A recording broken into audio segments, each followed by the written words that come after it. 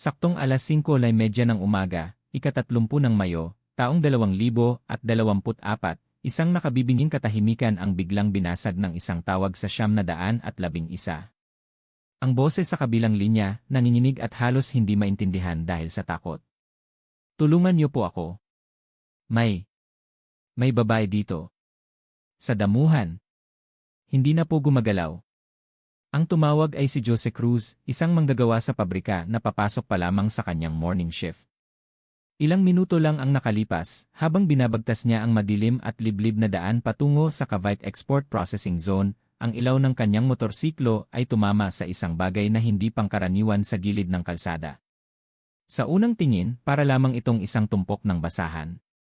Ngunit habang papalapit, unti-unting nabuo ang isang hugis na nagpatindig sa kanyang mga balahibo. Isang katawan. Nakahandusay, at ang mga damit ay gusot na gusot, tila dumaan sa isang matinding pakikipagbuno. Huminto siya, nanginginig ang mga kamay habang muling itinututok ang ilaw ng kanyang motor. Nang masilayan niya ang maputlang mukha at ang mga pasa sa katawan ng biktima, bigla siyang napaatras, at dali-daling kinuha ang kanyang telepono upang tumawag ng tulong.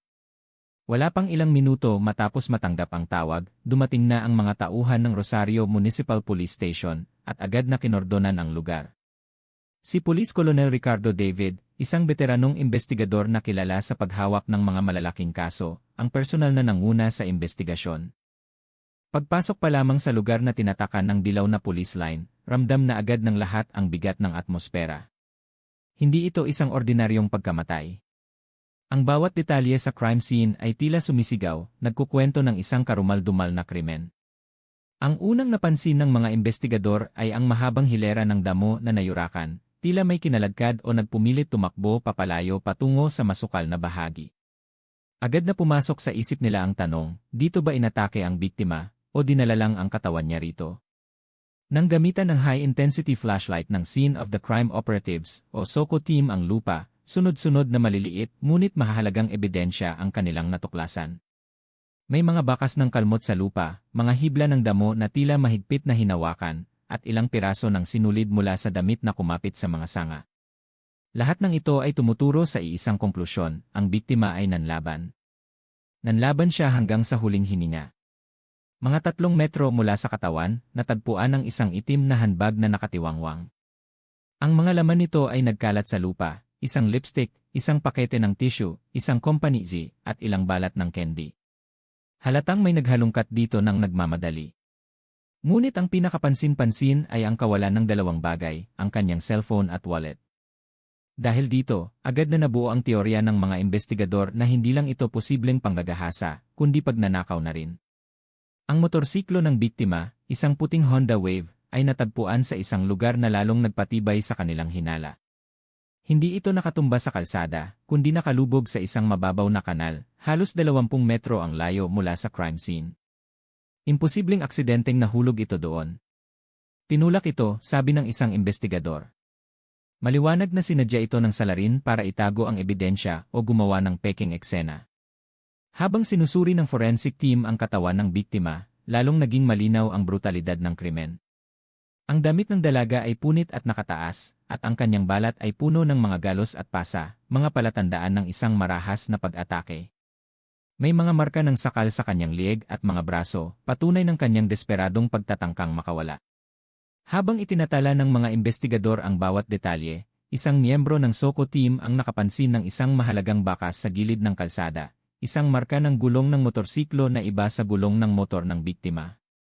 Bagamat medyo nabura na ito dahil sa hamog, ang pagkuha ng plaster cast nito ay maaaring makatulong para matukoy ang uri ng motorsiklong gamit ng salarin. Si Colonel David ay tumayo ng tahimik, pinagmasdan ang buong eksena, at binitiwan ang isang pangungusap na nagpabigat sa dibdib ng lahat. Ito ay murder, rape at robbery. Ang salarin ay may preparasyon, nag-abang, at lubhang mapanganib. Ang lahat ng ebidensya ay tila sumisigaw ng isang katotohanan. Ang biktima ay hindi lang basta inatake, siya ay lumaban para sa kanyang buhay sa mga huling sandali. At mula sa madilim na sulok na iyon ng Cavite, opisyal na nagsimula ang isang malawakang investigasyon. Nang umagang iyon, bago pa man sumikat ng husto ang araw, isang emergency meeting ang ipinatawag sa headquarters ng Cavite Provincial Police. Hindi na kailangan ng mahabang paliwanagan, ang kasong ito ay masyadong malala, nakakagimbal, at may potensyal na maghasik ng takot sa libo-libong manggagawa sa industrial zone. Si Colonel Ricardo David ay agad na nagbuo ng isang Special Investigation Task Force na binubuo ng mga pinakamahuhusay na investigador, forensic experts, at mga undercover na pulis. Ang kanyang utos ay maikli ngunit mariin, wala tayong oras na sasayangin. Ito ay isang special case. Bawat ebidensya, gaano man kaliit, ay kailangang makuha at maprotektahan. Anumang detalye ay maaaring maging susi para malutas ito. Sa loob ng malamig at tahimik na silid ng morgue, sinimulan na ng medical examiner at ng kanyang dalawang assistant ang autopsy. Palaging mabigat ang hangin sa lugar na ito, ngunit iba ang araw na yon. Ang biktima ay nasa 20 taong gulang pa lamang, masyadong bata para magwakas ang buhay sa ganitong paraan. Bawat hakbang ng autopsy ay maingat na itinatala. Nang suriin ang lieg, kinumpirma ng medical examiner ang malalalim na pasa at marka. Ang hugis nito ay hindi galing sa isang malambot na bagay o makapal na lubid, kundi mula sa isang maliit na tali o di kaya'y mahigpit na pagkakasakal gamit ang mga kamay. Ang paunang konklusyon, ang biktima ay namatay dahil sa asphyxia due to strangulation. Ito ay nagpapakita kung gaano karahas ang salarin at kung paano niya sinigurong hindi makakatakas ang biktima. Marami pang ibang detalye ang napansin ng doktor. Ang mga damit ng biktima ay may mga punit at may mga pasa sa kanyang hita at balakang. Ngunit ang pinakamahalaga sa lahat ay ang nakuhang biological sample sa ilalim ng kanyang mga kukumba piraso ng balat at dugo na posibleng pag-aari ng salarin. Ang sample na ito ay maingat na isinilid sa isang sealed container at ipinadala sa crime lab para sa DNA testing na may markang highest priority. Paulit-ulit na sinabi ni Colonel David, ito ang ating susi. Kahit anong itanggi ng suspect, ang DNA ay hindi nagsisinungaling. Ang buong katawan ng biktima ay may mga galos sa kamay, binti, at tuhod na sugat na karaniwang natatamo kapag sa pilitang pinipigilan. Ang ilang natuklap na balat sa kanyang mga braso ay posibleng resulta ng kanyang pagkalmot sa salarin bilang depensa. Para sa mga investigador, malinaw na ang biktima ay nagpakita ng matinding paglaban, siguradong ang salarin ay mayroon ding mga kalmot sa katawan. Batay sa temperatura ng katawan, antas ng rigor mortis, at kondisyon ng kapaligiran, tinantya na ang oras ng kanyang pagkamatay ay sa pagitan ng 11 oras 30 minuto ng gabi at 12 oras 30 minuto ng madaling araw. Ang oras na ito ay eksaktong tumutugma sa oras ng pag-out niya mula sa kanyang night shift sa pabrika. Ito ay nakatulong sa mga pulis na buuin ang kanyang huling mga sandali at paliitin ang sakop ng oras kung kailan maaaring umatake ang salarin. Gamit ang company na nakuha sa kanyang bag, nakilala ang biktima bilang si Angela Reyes, 20 taong gulang, isang factory worker sa isang electronics company sa loob ng SEPS. Nang tawagan ang kanyang pamilya para kumpirmahin ang pagkakakilanlan, halos gumuho ang mundo ng kanyang ina. Sa gitna ng kanyang paghagulgol, sinabi niya, mabait po yung anak ko. Kapag gabi na po siya umuwi, lagi po siyang nagbubuk ng Grab. Bakit? Bakit po nangyari ito sa kanya? Ang mga salitang iyon ay lalong nagtulak sa task force na bilisan ang paglutas sa kaso. Sa mga paunang resulta ng autopsy, unti-unting nabubuo ang larawan ng krimen, isang kwento ng kalupitan, sakit, at mga mahahalagang ebidensya. Ngunit para matunton ang huling paglalakbay ni Angela, mula sa paglabas niya sa pabrika hanggang sa kanyang kalunos-lunos na sinapit, kailangan ng mga pulis na pumasok sa isang mas komplikadong yugto ng investigasyon. Matapos makuha ang resulta ng autopsy at matukoy ang tinatayang oras ng pagkamatay ni Angela Reyes, agad na inatasan ni Colonel David ang iba't ibang grupo ng investigador na simulan ang pinakamahalagang misyon sa puntong iyon, ang buuin muli ang huling paglalakbay ng biktima. Sa investigasyon ng krimen, ang pag-reconstruct sa mga huling sandali ng biktima ay itinuturing na gulugod ng buong kaso. Ito ang magsasabi kung sino ang mga nakausap niya, anong ruta ang tinahak niya, kung mayroon bang anumang hindi pangkaraniwang nangyari, at higit sa lahat, kung ano ang naganap bago siya atakihin. Sa utos ni Colonel David, sinimulan ng unang grupo ng investigador ang pagsala sa lahat ng mga taong may record ng panggagahasa, pagnanakaw, pananakit, o anumang uri ng krimen laban sa kababaihan sa Rosario at mga kalapit na bayan. Daan-daang mga file ang muling binuksan, at daan-daang pangalan ang inilagay sa listahan ng mga posibleng suspect.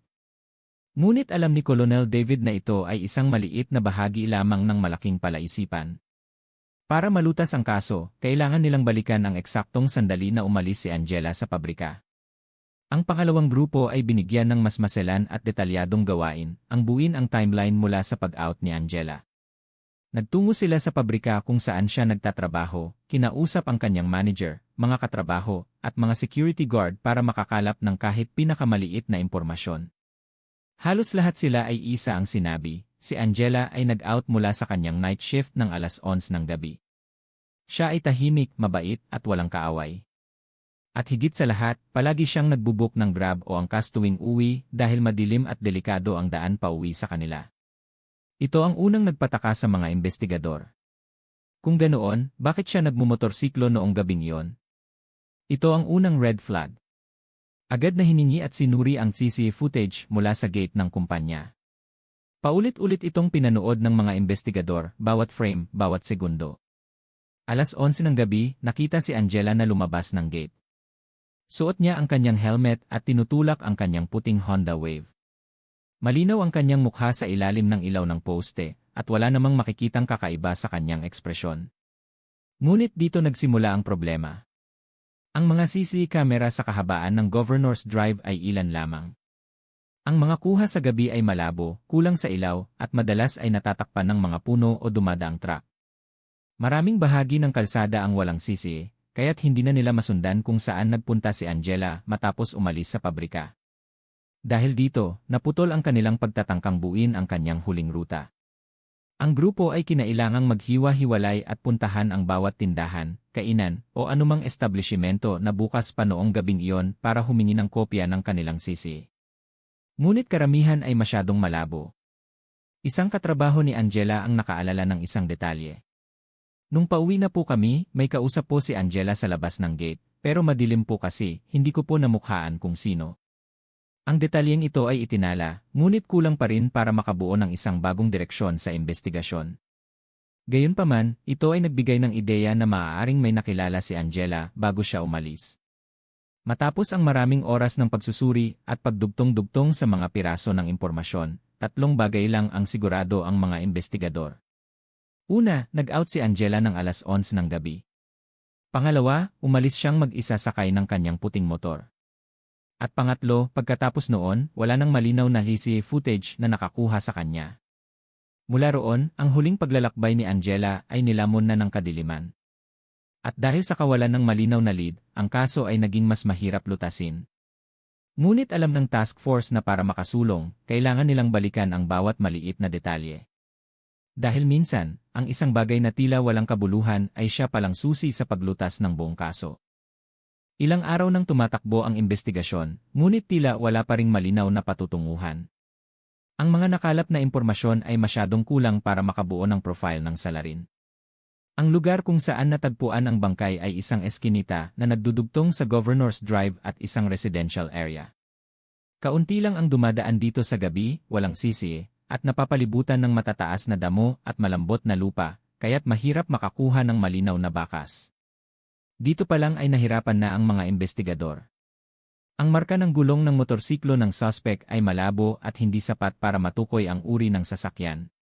Ang mga yapak naman ay nasira na dahil sa hamog at sa mga taong unang rumesponde sa lugar. Maraming kahina-hinalang bagay, ngunit walang matukoy kung alin ang pinakamahalaga. Sa unang 3 araw, sinuri ng unang grupo ang halos 200 individual na may mga dating kaso ng panggagahasa, pagnanakaw, at pananakit, pati na rin ang mga palaboy na madalas makita sa paligid ng industrial zone. Isa-isa nilang sinuri ang alibi ng bawat isa noong gabing nangyari ang krimen. Ngunit walang sinuman sa kanila ang maituturing na strong suspect. Karamihan sa mga may masamang record ay nasa bahay, nasa trabaho, o malayo sa lugar ng krimen. Ang mga kilalang siga-siga sa lugar ay wala namang nakitang gumagala noong gabing iyon. Bawat pangalan sa listahan ay minamarkahan at pagkatapos ay binubura rin. Ang pakiramdam ng pagkabigo ay unti-unting bumalot sa investigation room. Matapos panoorin muli ang lahat ng CCTV sa paligid, lalong naging mabigat ang kanilang dibdib. Ang CCTV ng kumpanya ay nakuha lang ang pag-alis ni Angela. Ang mga ECD sa highway ay malabo at hindi makita ang plaka ng mga sasakyan. Ang mga CCTV ng mga bahay ay nakatutok sa ibang direksyon o masyadong malayo. Sabi ng isang tech expert, kung mayroon lang sana tayong isang malinaw na kuha, isa lang, iba sana ang takbo ng investigasyon. Ngunit ang katotohanan ay wala. Ang cellphone ni Angela ay isang napakahalagang ebidensya. Dito malalaman kung sino ang huli niyang kausap, ang kanyang lokasyon sa pamamagitan ng yes, at mga mensahe o tawag na maaaring magbigay linaw sa kaso. Ngunit pinatay ito ng salarin agad-agad matapos ang krimen. Hindi na ito muling binuksan, kaya't walang anumang signal na matrace. Tinawag ito ng mga investigador na silent evidence. Sa loob lang ng ilang araw, kumalat na ang balita sa buong industrial zone. Sa mga pabrika, sa mga karinderya, at sa mga boarding house, bulong-bulungan ang nagaganap. Totoo ba, 20 anyos lang daw yung biktima? Madilim din ang daan pa uwi sa amin, ligtas pa kaya tayo? Maglalagay kaya ng additional security ang kumpanya? Maraming babaeng manggagawa ang humiling ng shuttle service, at ang iba ay natakot nang pumasok sa night shift. Ang provincial government ay sunod-sunod ang tawag, humihingi ng update araw-araw. Ang pressure ay ramdam ng bawat miyembro ng task force. Bakit nagmotor mag-isa si Angela, taliwas sa kanyang nakasanayan? Mayroon ba siyang kakilalang nakausap bago umalis? Ang salarin ba ay isang kakilala o isang estrangherong matagal nang nagmamanman? Ang krimen ba ay plinano o nagkataon lang? Bawat tanong ay nagbubukas ng bagong anggulo, ngunit lahat ay walang kasagutan. Sabi ng isang batang investigador habang tinitignan ang mga dokumento, pakiramdam ko, para siyang bula na naglaho noong gabing iyon. Ang golden rule sa paglutas ng krimen ay ang unang 24 na oras. Kapag lumipas ito ng walang malaking progreso, ang kaso ay nagiging isang malaking labirinto. Alam ng task force na kung wala silang makikitang isang kakaibang detalye, mas tatagal ang kaso at mas magiging mahirap itong lutasin. At sa gitna ng kanilang pagkabigo, isang maliit na detalye na tila walang kaugnayan sa una, ang biglang lumitaw. Ang detalyeng iyon ang magiging mitsa na magbabago sa buong takbo ng investigasyon. Ang mga araw ng walang saysay na pag-imbestiga ay nagdulot ng tensyon sa loob ng investigation room. Tambak na ang mga folder, puno ng marka ang mga mapa sa pader, ngunit wala pa ring makapagturo sa kanila kung nasaan ang salarin. Sa ikatlong beses na pagsusuri sa lahat ng nakalap na datos, si Colonel David, na kilala sa kanyang pagiging metikuloso, ay biglang natigilan sa isang pahina ng testimonya ng ina ni Angela. Kumunot ang kanyang noo. Isang maliit na detalye na sa una ay itinuring nilang ordinaryong pahayag ng isang nagdadalamhating ina, ang paulit-ulit niyang binasa. Ilang taon na po siyang nagtatrabaho, pero kapag gabi ang uwi niya, palagi po siyang nagbubuk ng Grab. Takot po kasi yung anak ko sa madidilim na daan, bihira po iyan magmotor mag-isa. Hindi ko po alam kung bakit nagmotor siya noong gabing iyon. Tumingin si Colonel David sa kanyang mga tauhan. May napapansin ba kayo? Tanong niya. Isang taong laging nagbubuk ng sasakyan, bakit biglang nagbago ng isip noong gabing iyon? Tumahimik ang lahat. Walang makasagot. Ngunit sa katahimikang iyon, naintindihan ng lahat na hindi ito isang ordinaryong detalye. Isang babaeng investigador ang mabilis na nagsuri sa ride-hailing app history ng biktima. Ang resulta ay lalong nagpatibay sa kanilang hinala, walang anumang record ng booking noong gabing iyon. Ibig sabihin, si Angela ay napilitang magmotor, o may isang taong nag-udyok sa kanya na baguhin ang kanyang nakasanayan. Bumuntong hininga si Colonel David at nagsalita ng may katiyakan. Ang isang taong maingat tulad niya ay hindi gagawa ng isang bagay na taliwas sa kanyang routine kung walang espesyal na dahilan. Kailangan nating hukayin ang detalyeng ito. Agad niyang inutusan ang kanyang team na balikan ang CCTV footage, hindi lang ang oras ng pag-out ni Angela, kundi ang buong shift niya. Dahil posibleng ang sagot ay nasa mga oras bago pa siya umuwi, mga oras na hindi nila pinansin noon. Habang inihahanda ng team ang mga gamit, tila uminit ang hangin sa silid. Ramdam ng lahat na ang maliit na detalyeng ito ay maaaring ang pinto na magbubuka sa buong katotohanan. Isang simpleng pangungusap mula sa isang ina ang nagpabago sa direksyon ng buong investigasyon. At sa sandaling iyon, ang kutob ng isang veteranong investigador tulad ni Colonel David ay nagsasabing malapit na ang pinakahihintay nilang breakthrough. Ang technical room ng pulisya ay naging abala. Dose-dosenang mga ECE files ang sabay-sabay na binuksan. Ang mga investigador ay naghati-hati para suriin ang buong 8 oras na shift ni Angela, bawat minuto, bawat segundo. Ang tanging maririnig ay ang tunog ng mga keyboard. Si Colonel David ay naglalakad sa kanilang likuran, ang kanyang mga mata ay nakatutok sa mga monitor. Alam niyang kung mayroong anumang hindi pangkaraniwan, hindi ito itatago ng mga kamera. 10:30 ng gabi. Tahimik ang gate ng pabrika, tanging mga security guard ang nasa loob ng kanilang post 10:45 ng gabi. Isang investigador ang biglang huminto at nirwind ang video. Sa screen, lumitaw ang isang lalaking nakamotorsiklo na huminto malapit sa gate. Hindi siya pumasok. Tumayo lang siya sa isang madilim na sulok kung saan kalahati ng kanyang mukha ay natatakpan ng anino. Ang kanyang kilos ay kahina-hinala. "Kolonel, may kakaiba dito," tawag ng investigador. Agad na nagtipon ang lahat sa harap ng monitor. Ang lalaki ay huminto, pinatay ang makina at naghintay. Hindi siya naninigarilyo, hindi lumilingon.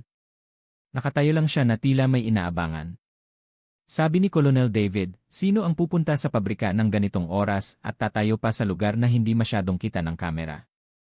Hindi ito normal. Sakto namang nakuha ng kamera sa loob ang paglabas ng mga manggagawa. At doon, lumabas si Angela, halatang pagod mula sa magdamag na trabaho. Nang makarating siya sa gate, napansin niya ang lalaki. Malinaw na nakuha ng kamera ang kanilang pag-uusap. Kahit walang audio, kitang-kita ang pag-aatubili sa mukha ni Angela. At ang sumunod na nangyari ang nagpagulat sa lahat. Si Angela ay bumalik sa loob ng kumpanya at nagtungo sa parking lot. Pagkalipas ng 1 minuto, lumabas siyang muli, hila-hila na ang kanyang motorsiklo. Nang paandarin niya ang kanyang motor, agad ding pinaandar ng lalaki ang sa kanya. Sumunod siya kay Angela, hindi naghihintay, hindi nagtatanong, kundi bumubuntot ng malapitan, bawat metro ng kalsada. Natigilan ang lahat.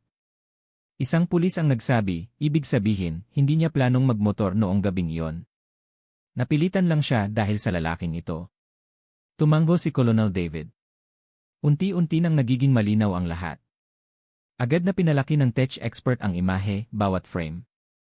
Bagamat malabo ang kuha, may mga detalyeng lumitaw, ang kanyang pangangatawan, ang gupit ng kanyang buhok, ang suot niyang jacket, at higit sa lahat, ang plaka ng kanyang motor. Kahit hindi buo, may ilang numero at letra na mababasa. Isang bagong ebidensya, mas mahalaga kaysa sa lahat ng nakuha nila dati. Ang CCE ay hindi lang nagsalita, ito ay nagturo. Sino ang nakausap ni Angela bago siya umalis, at sino ang sumunod sa kanya sa huling paglalakbay ng kanyang buhay? Tumingin si Colonel David sa screen, ang kanyang boses ay mahina ngunit puno ng determinasyon. Heto na siya. Nahanap na natin ang taong kailangan nating hanapin. Ang malaking breakthrough na matagal nang hinihintay ng task force ay sa wakas ay lumitaw sa pamamagitan ng tahimik na mga kuha ng isang CCTV camera. Matapos makuha ang imahe ng misteryosong lalaki mula sa CCTV, biglang nagbago ang hangin sa investigation room. Alam ng lahat na hindi na ito isang malabong teorya, kundi isang direktang lead patungo sa salarin.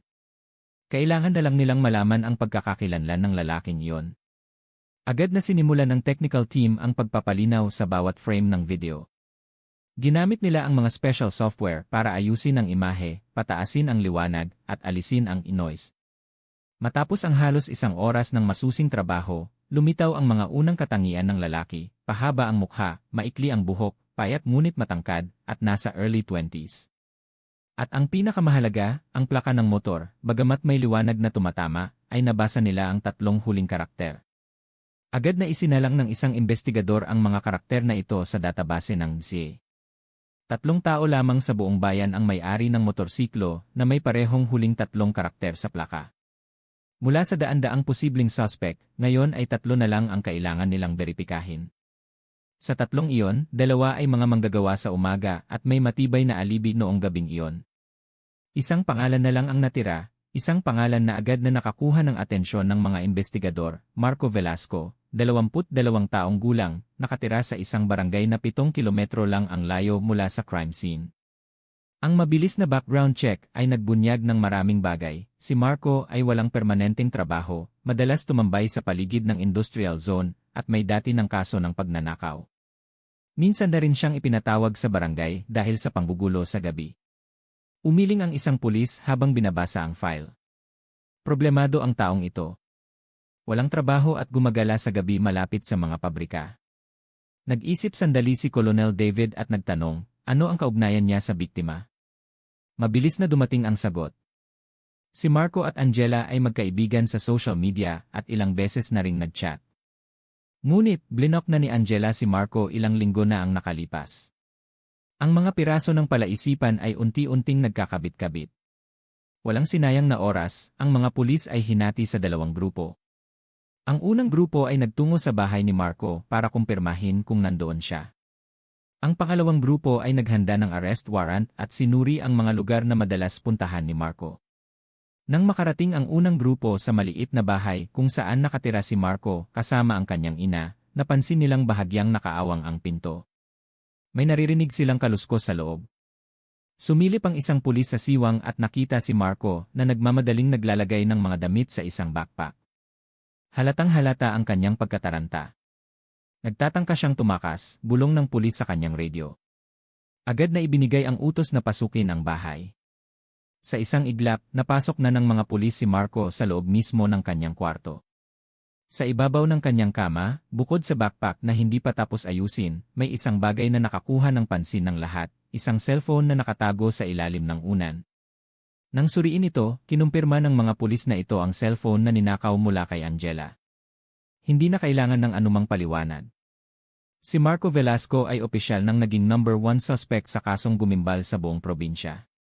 Nang matanggap ni Colonel David ang balita, tumango lang siya, ang kanyang mga mata ay malamig at mabigat. Alam niyang mahaba pa ang proseso, kailangan pa nilang makuha ang kanyang testimonya at pagdugtong-dugtongin ang mga ebidensya. Ngunit sa wakas, ang taong direktang sangkot sa pagkamatay ng dalaga ay nasa kanilang mga kamay na.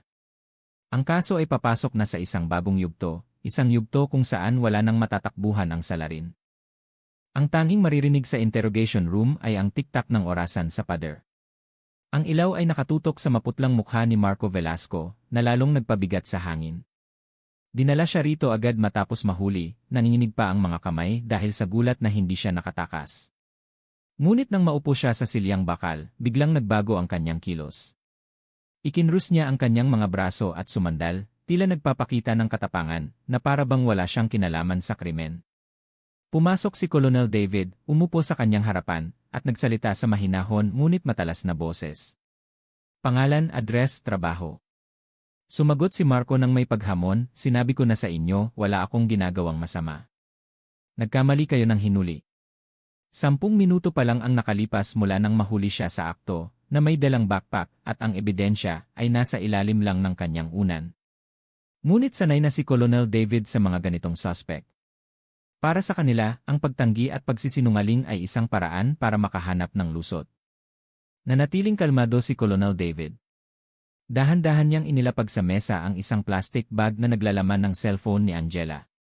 Sumulyap si Marco at agad na umiwas ng tingin. Napulot ko lang yan, matigas niyang sabi. Napangisi ang isang investigador. Sininyasan siya ni Colonel David na manahimik. Napulot? Saan? Kailan? Bakit mo itinago sa ilalim ng unan mo, at bakit ka naghahandang tumakas sa gitna ng gabi? Kumunot ang noo ni Marco, pilit na pinapakita na kalmado siya. Plano kong magtrabaho sa malayo. Yung cellphone, napulot ko lang sa daan, hindi ko alam kung kanino. Halatang-halata ang butas sa kanyang kwento. Ngunit hindi ito ang hinihintay ng mga pulis. Hinihintay nila ang sandali kung kailan siya bibigay. Inutusan ni Colonel David ang isang tauhan na dalhin ang isang folder. Sa loob nito ay ang mga pinalinaw na larawan mula sa CIE. Ang eksena kung saan nakatayo si Marco sa gate, ang eksena kung saan kinakausap niya si Angela, at ang eksena kung saan sinusundan niya ito. Tumingin si Marco at agad na muling umiwas. Ngunit ang kanyang mga daliri ay nagsimula ng manginig. Marco Velasco, sinuri naming mabuti ang mga kuha. Nandoon ka sa gate ng pabrika 10 oras 45 minuto ng gabi. Naghintay ka. Kinausap mo ang biktima, at pagkatapos noon, nagdesisyon siyang magmotor pauwi imbes na mag-book ng sasakyan. Huminto si Colonel David para hayaang meresap sa isip ni Marco ang kanyang mga sinabi. At agad mo siyang sinundan, ilang metro lang ang layo. May gusto ka pa bang ipaliwanag dito? Humigpit ang pagkuyom ng mga kamay ni Marco. Magkakilala kami. Nagkataon lang na nagkita kami at sabay na umuwi. Ang kanyang boses ay nagsimula ng mabasag. Hindi na nagmadali si Colonel David. Dahan-dahan siyang tumayo, binuksan ang kanyang briefcase, at inilabas ang isang selyadong brown envelope. Napatingin si Marco at bahagyang nagulat. Ang mga kriminal ay kadalasang natatakot sa mga selyadong dokumento dahil alam nilang ito ay hindi matututulan. Sa loob ng envelope ay ang resulta ng DNA test. At sa pagkakataong ito, ang boses ni Colonel David ay hindi na mahinahon. Sa crime scene, nakakuha kami ng biological sample ng salarin. Ang resulta ng analisis ay nagpapakitang ito ay 100% tugma sa DNA mo. Napasandal si Marco sa kanyang upuan, ang kanyang mukha ay kasing putla ng papel. Binuka niya ang kanyang bibig, ngunit walang salitang lumabas. Ang kanyang mga mata ay palingalinga, tila naghahanap ng matatakasan, ngunit lahat ng pinto ay sarado na.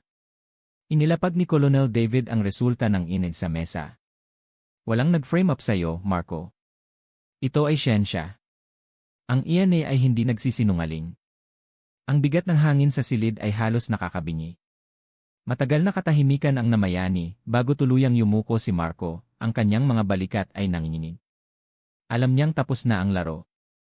Ang sisi, ang cellphone, ang pagtatangkang tumakas, at ngayon, ang nalahat ay parang martilyong pumukpok sa kanyang mga kasinungalingan. Pagkaraan ng 1 minuto, nagsalita siya sa garalgal na boses. Aamin na po ako. Yumuko ng husto. Si Marco, hindi magawang tumingin sa mga pulis. Ikinuwento niya kung paano niya nakilala si Angela sa social media. Sa simula ay nagustuhan niya ito, ngunit nang hindi siya pinansin, ang kanyang paghanga ay naging sama ng loob. Nang i-block siya ni Angela, nagsimula siyang mag-abang sa labas ng pabrika, umaasang makausap ito. Noong gabing iyon, hinarang niya si Angela para piliting makipag-usap. Nang tumanggi ito at sinabing tigilan na niya ito, nasaktan ang kanyang ego. Nagalit po ako. Kaya sinundan ko siya, sabi ni Marco habang umiiyak. Nang ikwento niya ang mga detalye ng krimen, halos hindi na siya makapagsalita. Pautal-utal, nanginginig. Wala na ang kayabangan niya kanina. Ang natira na lang ay ang boses ng isang taong nakikita na ang bangin na sarili niyang hinukay. Nang matapos siyang magsalita, napasandal siya sa upuan, pagod at walang pag-asa. Wala nang pagtanggi, wala nang dahilan. Alam niyang tapos na ang lahat. Isinara ni Colonel David ang folder at tumayo. Uamin ka sa iyong kasalanan, at haharapin mo ang responsibilidad para sa lahat ng iyong ginawa. Ang pag-amin na iyon, matapos ang ilang oras ng psychological battle, ang nagtapos sa pinakamahalagang yugto ng investigasyon. Sa likod ng mga salita at mga pirma ay ang kapalaran ng isang dalagang pinagkaitan ng buhay, at ang trahedya ng isang lalaking nagpadala sa galit at pansariling interes. Tapos na ang laban, lumabas na ang katotohanan. Ang courtroom noong umagang iyon ay puno ng tao. Mula sa mga pasilyo hanggang sa pinakalikurang upuan, lahat ay tahimik na naghihintay. Ang hangin ay mabigat, puno ng galit, awa, at takot na hindi pa rin nawawala. Bawat isa ay may dalang sariling emosyon. Ang ilan ay katrabaho ni Angela, ang iba ay mga babaeng nagtatrabaho rin sa gabi na gustong makita ang hustisya para sa takot na idinulot sa kanila. Kahit ang mga usisero ay hindi magawang mag-ingay. Sa unang hilera, nakaupo ang ina ni Angela, ang kanyang mga mata ay namumugto na sa kaiyak. Mahigpit niyang yakap ang larawan ng kanyang anak, ang kanyang mga daliri ay nanginginig habang hinahaplos ito, na para bang sa isang haplos ay muling mabubuhay ang kanyang anak. Saktong 8:00 ng umaga, pumalo ang gavel. Pumasok ang hukom, hudyat ng pagsisimula ng pinakaabangang paglilitis. Inilabas si Marco Velasco, payat, at ang kanyang mga mata ay umiiwas sa lahat. Nakayuko siya, ang kanyang mukha ay maputla sa ilalim ng ilaw. Wala na ang angas noong una siyang mahuli, wala na ang katigasan ng ulo. Ang natira na lamang ay isang taong nanginginig sa takot sa kahaharapin niyang parusa. Binasa ng piskal ang mga sakdal, bawat salita ay tila isang patalim na humihiwa sa katahimikan. Ang akusadong si Marco Velasco ay napatunayang nagmanman, humarang, umatake, at gumahasa sa biktimang si Angela Reyes. Matapos ang krimen, kinuha pa niya ang mga ari-arian ng biktima para pagtakpan ang kanyang kasalanan at subukang tumakas. Ang pagbasa ay malinaw at direkta. Ang bawat detalye ng krimen ay muling inalala, isang paalala sa lahat ng kalupitang dinanas ni Angela. Nang tawagin para magsalita, tumayo si Marco, ang kanyang mga kamay ay nanginginig kaya't kinailangan niyang humawak sa mesa. Inamin niya ang lahat, ang kanyang boses ay paos. Humihingi po ako ng tawad sa pamilya ng biktima. Nawala po ako sa kontrol. Hindi ko po sinasadya. Ngunit ang mga salitang iyon ay nagpaalab sa galit ng mga tao. Isang lalaki sa likod ang sumigaw, hindi sinasadya. Ganyan ba ang hindi sinasadya? Marami ang naggitngit, ang kanilang mga kamao ay nakakuyom. Kinailangang mamagitan ng mga pulis para mapanatili ang kaayusan. Ang tanging nagawa ng abogado ni Marco ay humingi ng mas magaan na sentensya dahil sa kanyang pag-amin at dahil sa kahirapan ng kanilang pamilya. Ngunit alam ng lahat na walang makakapagpabago sa bigat ng kanyang kasalanan. Matapos ang deliberasyon, lalong tumindi ang tensyon. Ang lahat ng mata ay nakatuon sa hukom. At inilabas ang hatol, ang korte ay nagpasyang si Marco Velasco ay guilty sa mga kasong murder, rape, at robbery. Siya ay hinahatulan ng reclusion perpetua, o habambuhay na pagkakakulong, nang walang posibilidad ng parol. Sa isang iglap, tila huminto ang mundo. Ang pinakamabigat na parusa. Ang hatol na nararapat sa kanyang krimen. Humagulgol ang ina ni Angela, niyakap ng mahigpit ang larawan ng kanyang anak. Ang kanyang mga luha ay patuloy na dumaloy, luha ng bahagyang ginhawa at ng sakit na hindi na kailanman mawawala. Nagkatinginan ang mga babaeng manggagawa at napabuntong hininga. Hindi na maibabalik ng hatol si Angela, ngunit kahit paano, natapos na ang mahabang paghahanap para sa hustisya. Si Marco Velasco ay napaluhod, ang kanyang buong katawan ay nanlambot. Alam niyang tapos na ang kanyang buhay. Ngunit ang kasong ito ay hindi lang tungkol sa isang hatol. Ito ay isang malakas na babala para sa lahat. Ipinapaalala nito na ang isang saglit na pagwawalang bahala ay maaaring katumbas ng isang buhay, na ang isang minuto ng galit ay maaaring maging isang trahedyang hindi na maitatama. Ang trahedya ni Angela ay isang napakalaking kawalan. Isang mabait at masipag na dalaga na nagtatrabaho para sa kanyang pamilya. Ngunit dahil sa baluktot na pag-iisip at makasariling pagnanasa ng isang tamad na tao, ang kanyang kinabukasan ay brutal na ninakaw. Ang kasong ito ay muling nagpapaalala sa kahalagahan ng kaligtasan ng mga kababaihan, lalo na ang mga nagtatrabaho sa gabi. Hindi lang ito tungkol sa personal na pag-iingat, kundi responsibilidad din ng lipunan, sapat na ilaw sa kalsada, mga ECE, seguridad, at suporta mula sa mga kumpanya at komunidad. Mayroon pa itong isang masakit na aral, kapag ang moralidad ay nawala, at ang isang tao ay nagpadala sa madidilim na emosyon, ang resulta ay karumal-dumal. Si Marco Velasco ay hindi ipinanganak na mamamatay tao, ngunit hinayaan niyang lumaki ang kanyang pagiging makasarili at galit. At sa isang gabi, lahat ay nawala sa kontrol, ginawa siyang isang halimaw, at ang kapalit ay ang pinakamabigat na parusa ng batas. Natapos na ang paglilitis, ngunit ang alaala ng kaso ay mananatili. Ang hatol ay hindi lang parusa, kundi isang paalala sa bawat isa sa atin. Pahalagahan ang kaligtasan ng sarili at ng iba. Huwag matakot na magsumbong kapag may panganib. At laging tandaan na ang isang minutong kapabayaan ay maaaring magbago sa takbo ng buhay. Isang kaso ang nagsara, ngunit ang mga aral nito ay mananatili magpakailanman. At sana, ang sakit na dinanas ni Angela ay hindi maging walang kabuluhan, kundi maging dahilan para mas pag-igihin pa ng komunidad ang pagprotekta sa mga taong ang tanging hangad ay ang makauwi ng ligtas pagkatapos ng isang araw na trabaho.